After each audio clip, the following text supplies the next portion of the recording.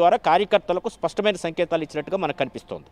Right right సత్య, so మన colleague Rajababu కూడా మన దగ్గరికి ఒకసారి వెళ్దాం. రాజాబాబు, ఏంటి అసలుకి పవన్ కళ్యాణ్ ఇవాళ గోదావరిలో తిరిగి అక్కడ ఉన్నటువంటి పరిస్థితిని పరిశీలించినప్పుడు తనకు ఎదురైనటువంటి లేదా అక్కడ ఆయన చూసింది అంటే గతంలో కూడా ఈ సమస్యను చెప్పుండొచ్చు, కానీ ఇంత తీవ్రత ఇక్కడ ఉన్నటువంటి పరిస్థితిని ఎవరైనా ప్రత్యక్షంగా అక్కడికి వెళ్ళినప్పుడే అర్థమవుతుంది.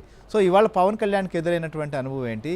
సో ఆయన అంతలా కందుల దుర్గేష్ పైన కూడా రియాక్ట్ అయినడానికి ప్రధానంగా అక్కడ ఉన్నటువంటి పరిస్థితి ఏంటి అసలుకి? గుడ్ ఈవినింగ్ శ్రీహరి గారు. అంటే పవన్ కళ్యాణ్ ఇక్కడ కాలుష్య రహిత గోదావరి పుష్కరాలు చేయాలనేది పవన్ కళ్యాణ్ సంకల్పంగా కనిపిస్తుంది. ఈ నేపథ్యంలోనే ఆయన పక్కా సమాచారంతో 2 రోజుల పాటు రాజమండ్రిలో నిన్న ఈరోజు కూడా గోదావరి జలాలను పూర్తి స్థాయిలో పరిశీలించారు. నిన్న బోటుపై ప్రయాణించి సుమారుగా గంట సేపు ప్రయాణించి రాజమండ్రి పుష్కర్ ఘాట్ నుంచి కోటిలింగాల ఘాట్ వరకు గోదావరిలో ప్రయాణించి గోదావరి జలాలను క్షుణ్ణంగా పరిశీలించారు. అంటే ముఖ్యంగా రాజమండ్రి నగరంలో ఎక్కువ ప్రాంతాల నుంచి వివిధ ప్రాంతాల నుంచి డ్రైన్ల ద్వారా కాలుష్యమైన డ్రైన్ వాటర్, మురుగునీరు కావచ్చు, వివిధ కెమికల్స్, రసాయనాలు కావచ్చు, చెత్త చెదారం కావచ్చు, ఇవన్నీ కూడా రాజమండ్రిలోని నల్లా ఛానల్ వద్ద క్లీన్ చేసి ఆ జలాలను గోదావరిలో కలుపుతారు. అయితే రాజమండ్రి నగరపాలక సంస్థ అధికారుల తీవ్ర నిర్లక్ష్యం వల్ల నేరుగా రాజమండ్రిలోని వివిధ ప్రాంతాల నుంచి డ్రైన్ల నుంచి వచ్చిన మురుగునీరు నేరుగా గోదావరిలో కలుపుతున్నారు. ఆ మురుగునీరు కలిసిన ప్రాంతానికి అతి కోత వేటు దూరంలోనే అదే నీటిని మళ్ళీ పంపింగ్ చేసి ఆ గోదావరి జలాలనే రాజమండ్రి నగరవాసులకు తాగునీరుగా అందిస్తున్నారు. ఇది స్వయంగా నిన్న పవన్ కళ్యాణ్ చూశారు. అంటే గోదావరికి సంబంధించి అంటే వచ్చే ఏడాది జరగనున్న గోదావరి పుష్కరాలకు సంబంధించి పవిత్ర గోదావరి జలాల్లో పుష్కర స్నానం ఆచరించాలి. వివిధ రాష్ట్రాల నుంచి వివిధ దేశాల నుంచి యాత్రికులు వస్తారు. గోదావరి జలాలు కాలుష్యం కాకుండా ఉండాలని ఆయన పవన్ కళ్యాణ్ నిన్న ఇక్కడ పరిశీలించారు. అయితే నల్లా ఛానల్ దగ్గర పరిస్థితి చూసిన తర్వాత పవన్ కళ్యాణ్ చాలా ఆవేదనకు గురయ్యారు. ఇదే సమయంలో ఆయనకి పక్కా సమాచారం ఉంది, గోదావరి జలాలు ఎక్కడెక్కడ కలుషితం అవుతున్నాయి, ఇక్కడ ప్రజాప్రతినిధులు కావచ్చు, అధికారులు ఎందుకు పట్టించుకోవట్లేదు, ఎందుకు పరిష్కరించట్లేదు అనేది ఆయన పక్కా సమాచారంతో వచ్చారు. ముఖ్యంగా చూస్తే కనుక గోదావరి జలాలు కాలుష్యం అవుతున్నాయి అనేది, గోదావరి జలాలను పరిరక్షించాలనేది ఉభయ గోదావరి జిల్లాల ప్రజల చిరకాల వాంఛ. మన ఏబిఎన్ ఆంధ్రజ్యోతిలో కూడా అనేక సార్లు కలుషితమైన గోదావరి జలాలపై అనేక కథనాలు వేశాము. మన ఏబిఎన్ ఆంధ్రజ్యోతి ఎండీ గారు కూడా స్వయంగా వచ్చి ఇక్కడ రాజమండ్రి పుష్కర్ ఘాట్ దగ్గర గోదావరి జలాలను పరిరక్షించాలి, గంగానది తరహాలోనే గోదావరి నదిని కూడా ప్రక్షాళన చేయాలని ఇక్కడ డిబేట్ కూడా పెట్టడం జరిగింది. అయితే ప్రభుత్వాలు మారుతున్నాయి, ప్రజాప్రతినిధులు మారుతున్నారు, కానీ ఇప్పటివరకు గోదావరి జలాలను పరిరక్షించేందుకు ఎటువంటి కార్యక్రమాలు చేపట్టలేదు.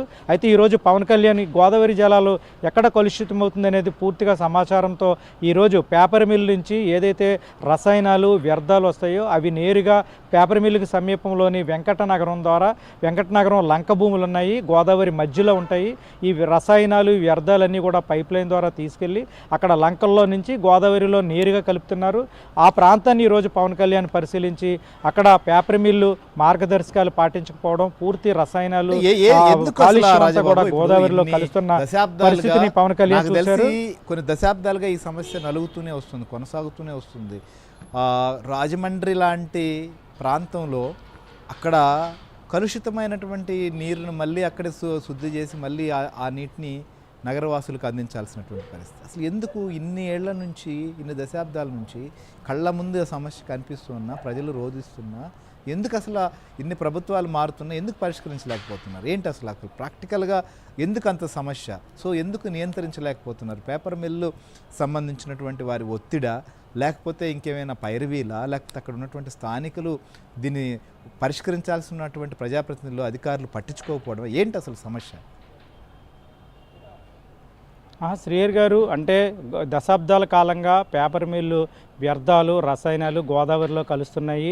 పేపర్ మిల్ కాలుష్యం నుంచి గోదావరి జలాలను పరిరక్షించాలని రాజమండ్రిలో చాలామంది ఉద్యమాలు చేశారు. పేపర్ మిల్ యాజమాన్యానికి వ్యతిరేకంగా పోరాటాలు చేశారు, కోర్టులను కూడా ఆశ్రయించారు. అయినా ఇప్పటివరకు కూడా పరిష్కారం లభించలేదు. అంటే ఇక్కడ ప్రభుత్వాలు మారుతున్నాయి, ప్రజాప్రతినిధులు మారుతున్నారు. అయితే పేపర్ మిల్ కాలుష్యం మీద కానీ, అదేవిధంగా రాజమండ్రిలో ఏదైతే మురుగునీరు, రసాయనాలు, వ్యర్థాలు గోదావరిలో కలుస్తున్నాయో దానికోసం అనేక ప్రతిపాదనలు కేంద్ర ప్రభుత్వానికి పంపించడం తీసుకొచ్చడం, రాష్ట్ర ప్రభుత్వానికి పంపించినా అవి పూర్తి స్థాయిలో అమలు కావటం లేదు. అది ఈరోజు పవన్ కళ్యాణ్ స్వయంగా పరిశీలించి 2 రోజులుగా కూడా పవన్ కళ్యాణ్ ఇది గ్రహించారు. అంటే ప్రజాప్రతినిధులు కావచ్చు, ఇక్కడ ఎందుకు మాట్లాడలేదు, ఈ కాలుష్యం మీద అధికారులు ఎందుకు మాట్లాడలేదు అనేది పొల్యూషన్ కంట్రోల్ బోర్డు అధికారులను కూడా నిలదీశారు. రానున్న గోదావరి పుష్కరాలకు సంబంధించి ఈ గోదావరిలో స్నానం ఆచరిస్తే పుణ్యం రాదు కానీ రోగాలు వస్తాయి, యాత్రికులకు రోగాలు వస్తాయంటూ కూడా ఆయన ఆవేదన వ్యక్తం చేశారు. గోదావరి జలాలు కలుషితం అవుతున్నాయి, ఎందుకు పట్టించుకోవట్లేదు, పర్యాటక శాఖ మంత్రిగా మీకు ఎందుకు బాధ్యత లేదని కూడా మంత్రి కందుల దుర్గేష్ను కూడా నిలదీశారు. ఇక్కడ పొల్యూషన్ కంట్రోల్ బోర్డు అధికారులను కూడా నిలదీశారు. అంటే ఈరోజు పేపర్ మిల్ వ్యర్థాలు ఎక్కడైతే లంక భూముల్లో కలుస్తున్నాయో ఆయన స్వయంగా పరిశీలించిన తర్వాత మళ్ళీ నిన్న నల్లా ఛానల్ను పరిశీలించారు. నల్లా ఛానల్ దగ్గర ఏదైతే కాలుష్యానికి గోదావరి జలాలు గురవుతున్నాయో మళ్ళీ అదే ప్రాంతాన్ని ఈరోజు పవన్ కళ్యాణ్ రెండోసారి కూడా పరిశీలించి ఈరోజు అధికారులతో కూడా సమీక్షలు చేశారు.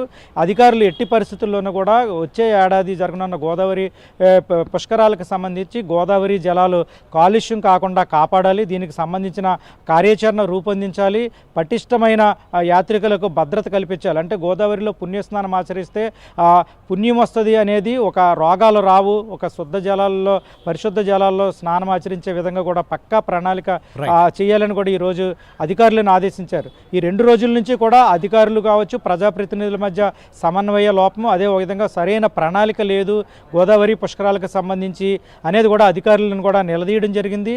మీరు సరైన ప్రతిపాదనలు చేయనప్పుడు కేంద్ర ప్రభుత్వం దగ్గరికి ఎలా వెళ్తామో, అక్కడ నిధులు ఎలా అడుగుతామో, నిధులు ఏ విధంగా తీసుకొస్తామనేది కూడా మండిపడ్డారు. మరో పక్క చూస్తే కనుక నిన్న రాజమండ్రి పార్లమెంటు స్థాయి నియోజకవర్గం కార్యకర్తల సమావేశంలో కూడా పవన్ కళ్యాణ్ చాలా ఆగ్రహం వ్యక్తం చేశారు. అంటే 12 సంవత్సరాల నుంచి పుష్కర కాలం నుంచి భరిస్తున్నాము, ఎవరు తిట్టినా భరిస్తున్నాము, ఇక నుంచి భరించే పరిస్థితి లేదు, ఎవరైనా తిరగబడితే తిరగబడతాము, ఎట్టి పరిస్థితుల్లోనూ కూడా ఐక్యతగా ఉండాలి, మనలో ఐక్యత లేనప్పుడు అవమానాలు వస్తాయి, కాబట్టి కార్యకర్తలు బలంగా ఉండాలి, స్థానిక సంస్థల ఎన్నికలు కూడా సిద్ధపడాలి అనేది కూడా ఒక స్పష్టమైన ఇక్కడ సంకేతం ఇచ్చారు. మరొక పక్క చూస్తే కనుక ఏదైతే తమిళనాడు రాజకీయాలు ఉన్నాయో అక్కడ అభిమానులంతా కూడా ఏకతాటిపై పనిచేశారు. ఇక్కడ అభిమానులకి కులం ఉంటుంది, రాజకీయ పార్టీలు ఉంటాయి, ఏకతాటిపై రారు, కాబట్టి ఇక్కడ పరిస్థితులు వేరు అనే విషయాన్ని కూడా స్పష్టం చేశారు శ్రీహరి గారు. Right Rajababu. So thank you Satya, thank you Rajababu. So ఇది పవన్ కళ్యాణ్ ఆగ్రహం వెనక్కున్నటువంటి అంశం. ఇది ఒక ధర్మాగ్రహం అనే చెప్పాలి. ఎందుకంటే నిన్న సభలో జనసేన పార్టీ సంబంధించినటువంటి సభలో, కార్యకర్తల సభలో మాట్లాడిన పవన్ కళ్యాణ్ తన పైన చేస్తున్నటువంటి లేదా తమ జనసేన పార్టీపై చేస్తున్నటువంటి విమర్శల గురించి ప్రస్తావిస్తూ ఆయన మాట్లాడినా, లేకపోతే ఇవాళ రాజమండ్రి సమీపంలో గోదావరి పుణ్యస్నానాలు ఆచరించే పవిత్రమైనటువంటి ఘాట్లుగా భావించేటువంటి ప్రాంతానికి కొంత దూరంలోనే పవిత్ర గోదావరిని పొల్యూట్ చేసి దాంట్లో వ్యర్థ జలాలు విడిచిపెట్టుతుండడంతో భక్తులు పుణ్యస్నానాలు ఆచరించాలా, లేకపోతే వాటిలో స్నానం చేస్తే ఏమైపోతారు, అసలు ఎందుకు దీన్ని ఇంత నిర్లక్ష్యం చేస్తున్నారు. ఆ సందర్భంలోనే మంత్రి కందుల దుర్గేష్ సో వ్యాపారవేత్తలు పెట్టుబడులు ఇబ్బంది అవుతాయి అనేటువంటి విషయాన్ని ప్రస్తావిస్తుంటే కూడా ఆయన చాలా పెట్టుబడులు ఇదొక అంటే చాలా ఇతర ప్రాంతాల్లోనూ ఇతర దేశాల్లో ఈ సమస్య లేదు, ఇక్కడే ఎందుకు వస్తుంది, సో నిజంగా ఈ రకమైన పొల్యూట్ చేయమని చెప్పి ఎక్కడ చెప్పారని చెప్పి పవన్ కళ్యాణ్ అయితే మాట్లాడడం జరిగింది. మరి చూడాలా, ఎందుకంటే ఇన్ని దశాబ్దాలుగా ఈ సమస్య ఇలానే నలుగుతూ ఉంది. అక్కడ ప్రభుత్వాలు మారినప్పుడు లేకపోతే ప్రతిపక్షంలో ఉన్నప్పుడు చాలామంది దీని గురించి ప్రస్తావించడం, తర్వాత ఈ విషయాన్ని వదిలేయడం, లేదా అక్కడ స్థానికంగా ఉన్నటువంటి కొంతమంది ప్రజాప్రతినిధుల యొక్క ప్రభావమా, లేకపోతే మరి ఏం సమస్య కానీ ఇంత పెద్ద సమస్యను కూడా అసలు దానికి ఒక పరిష్కారం అనేది లభించట్లేదు.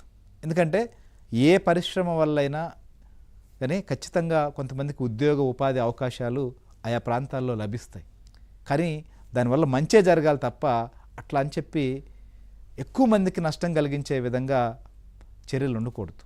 సో ఈ విషయంలో ప్రతి ఒక్కరూ ఆలోచించాలి.